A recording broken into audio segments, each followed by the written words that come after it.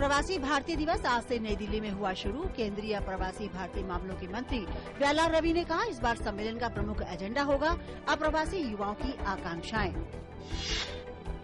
निर्वाचन आयोग ने हिमाचल प्रदेश के मुख्यमंत्री वीरभद्र सिंह और उनकी पत्नी प्रतिभा सिंह की तरफ से चुनाव से पहले संपत्ति के लिए दाखिल किए गए हलफनामा पर रिपोर्ट मांगी।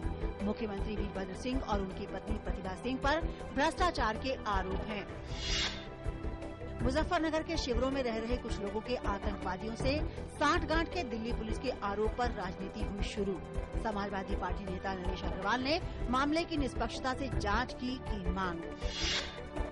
भाजपा नेता प्रकाश जावड़ेकर ने मुजफ्फरनगर दंगों से फायदा उठाने की आतंकी गुट लश्कर तैयबा की कोशिशों से जुड़ी खबरों पर कहा कि ऐसा होना भारत की आंतरिक सुरक्षा में एक घोर चूक। उन्होंने गृहमंत्री से इस बारे में तथ्यों को सामने रखने को कहा है। भारत ने परमाणु क्षमता संपन्न सतह से सतह मार करने वाले पृथ्वी 2 मिसाइल का आज ओडिशा स्थित सैन्य अड्डे से सफल प्रक्षेपण किया है। भारत में बना यह बैलिस्टिक मिसाइल 350 किलोमीटर तक मार करने की क्षमता रखता है।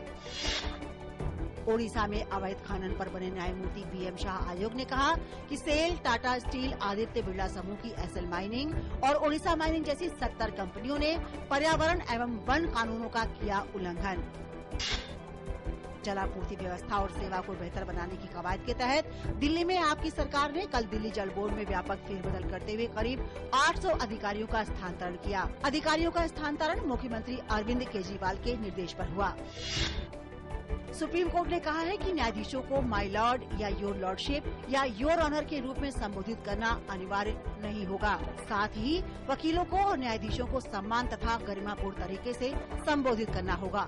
न्यायाधीशों को सर कहकर बुलाया जा सकता है। देश के विभिन्न भागों में कोहरे का प्रकोप जारी है। कोहरे के कारण 6 रेलगाड़ियां रद्द की गयीं और कुछ ट्रेनों का समय भी परिवर्तित किया गया। हालांकि विमान उड़ानों पर इसका कोई असर नहीं पड़ा। संसदीय चुनाव में 3/4 बहुमत प्राप्त करने के बाद बांग्लादेश की प्रधानमंत्री शेख हसीना ने अपने प्रतिद्वंदी खालिदा जिया से आतंकवादी दलों से नाता तोड़ने की अपील। अमेरिका ने नए चुनाव कराने का किया आह्वान। अमेरिका में रिकॉर्ड तोड़ ठंड, पारा अब तक के सबसे न्यूनतम स्तर पर पहुंचा। अधिकारियों ने स्थिति को बताया अत्यधिक खतरनाक। आज सिख धर्म के 10वें गुरु गोविंद सिंह की जयंती है। गुरु गोविंद सिंह की रचनाएं लोगों के लिए प्रेरणा की स्रोत। उन्होंने हमेशा ऊंच नीच, जात पात के विरुद्ध आवाज उठाई और सांप्रदायिक एकता का संदेश दिया।